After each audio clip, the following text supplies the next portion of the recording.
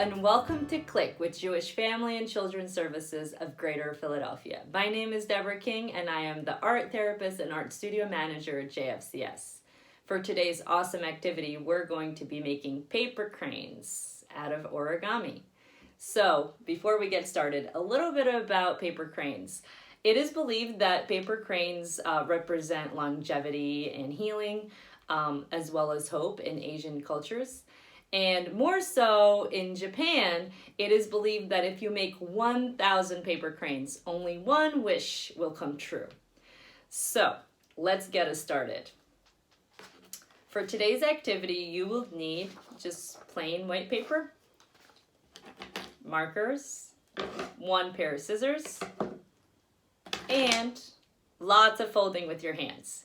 So first, it is very important, origami paper is actually a perfect square, so it's very important that you turn your regular printer paper into a square. And an easy way to do that is to fold the paper, to put the corner of the paper all the way down to the edge and kind of create like a triangular shape. And then what you will do is then use your scissors to cut the excess. So here is an example for you. So this is the excess that I cut from the regular paper, just like that. It was like this, a rectangle, and then I was able to make it into a perfect square. Once you do that, you will go ahead and color it in with your markers on the front and the back. You can use the same type of design on both sides, or you could make one side a little bit more intricate than the other side. Here's an example of both sides being almost identical on each side. And I will also show you now exactly how you could color in your whole page with your markers. You could just go from one side to the other and create patterns. Or you could even just scribble, make circles, little squares, whatever shapes and patterns you would like. So all of my examples have actually been made using markers and printer paper.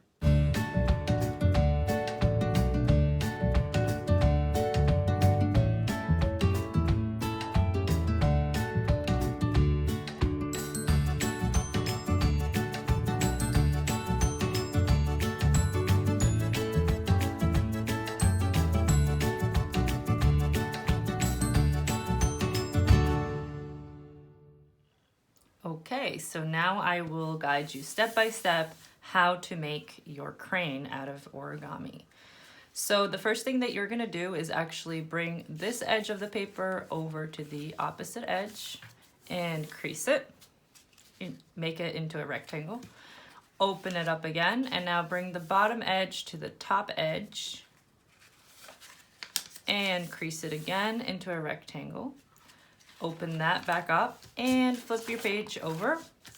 And now you will crease it from one corner to the other corner. So doing one side first, creasing it into a triangle, opening that up again, and now you will do the opposite corner here and have the two corners meet and crease that once again.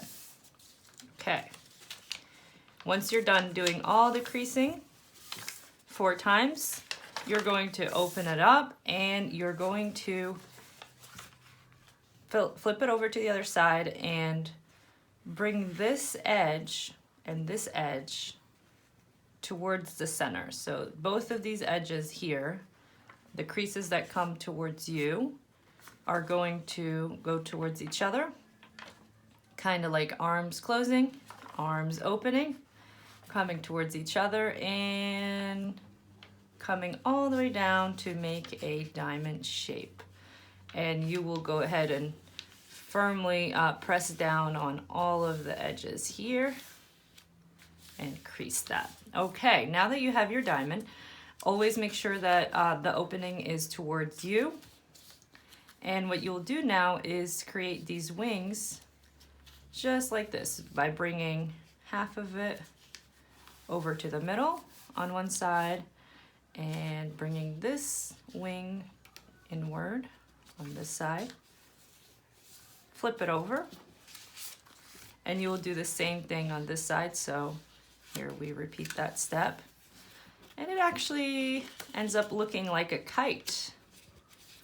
Just like that, with the triangular shape at the top here, the smaller triangle. So what you'll do now is just crease the triangle down and then let it go back to its regular formation. Flip it over and crease it again. And let that go back again. Next, we're going to open these folds back up again. And now you're going to create an opening that, just like this, just open that flap right away. It creates this great opening, just like that, like a beak opening up. And just make sure you crease everything down nice and firm. Now you have a longer kind of diamond shape.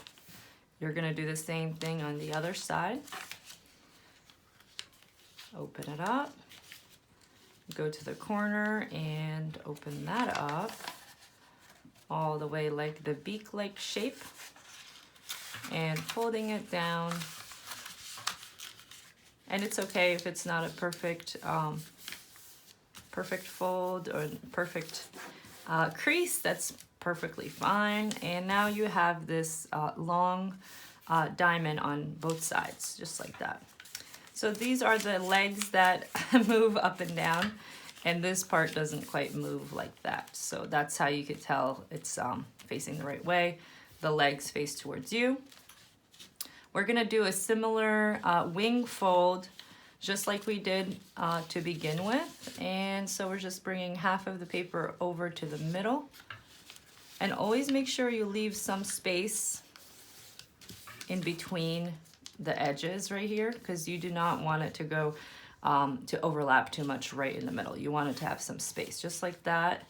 And you're gonna repeat this 4 times. So that was 1 time, 2 times, flip it over, 3 times, and the 4th time. And here we have it. This is essentially our crane, believe it or not. And these pointy triangular shapes right here will become the wings. And this will become the beak, and this will become the tail. One or the other. You could actually make that decision on your own.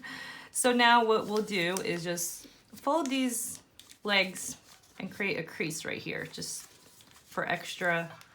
These folds actually help us tremendously when we make these inverted folds. So now that you did that, you could go ahead and invert this fold over all the way up like that. Tuck that in and invert it just like this on both sides. And here you have it. So now, like I said, this is gonna become my beak. So I'll just find a middle point and create a little fold down, and you could be as creative as you want with this part. And you could fold the beak again like this. There's my beak of my crane. And this is the wonderful tail. So we're just gonna let that go this way without folding it into this unique shape. That's how you can tell that's the front. And this is essentially our crane. So what you do next, how you shape it up, it's a 3D object. So that is entirely up to you. So some ideas are to open up the wings, just like that. And you could use your finger to curl the wings over, just like this. Or if you want, so I'll do something different on this wing. If you want it to be more geometric looking, you could actually make another crease and make it fold down, and then make another crease. You could be as creative as you want with this part. Or like I said, you could just curl it. And to make it even more 3-dimensional, you get this little triangular point right here and press it down. There, that opens up your crane really nicely. All done. Ta-da! So now you have made a crane. This is the fun part where you could be super creative. You could put one on your hair with the clip just for fun like I did. Or you could also obviously just play around with them, have them fly. Another thing you can do is set an intention for each crane and then place them in special places around your house, places that you often see, such as your windowsill or maybe a shelf. And, it will serve as a reminder of that special intention that you put into it. Another interesting thing you could do is create cranes to represent each family of your household, as well as extended family, and then maybe string them all together, and you could pin it up onto the wall, also as a family portrait. The possibilities are endless, so I hope that you have so much fun with this activity and it brings you some joy. Thank you so much for tuning in. Again, my name is Debora King and I am the art therapist and art studio manager at JFCS.